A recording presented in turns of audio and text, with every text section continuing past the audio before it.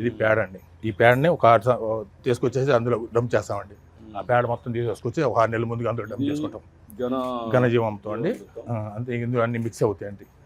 ఆవు పేడ, ఆవు మూత్రం, బెల్లము ఇవన్నీ తయారు చేసి ఇలా తయారు చేసుకుంటాం.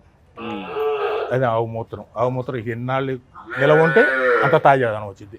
నల్ల బెల్లం దానిలో వాడేది అంటే క్రిమి సంహారం ఎక్కువ తగ్గడం కోసం. మొత్తం కలిసి ఏ రేషియోలో పెట్టారో ఆ రేషియోలో పెట్టాం సార్. మన భూమి ఫస్ట్లో ఇదండి.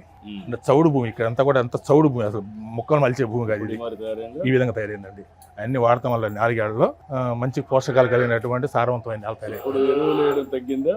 అసలు మనకు లేదండి ఎరువు. భూమి కూడా సెల్ఫ్ తయారైపోయి చాలా బాగా అయిందండి. అయ్యాం పురుగు మీద నివారణకండి.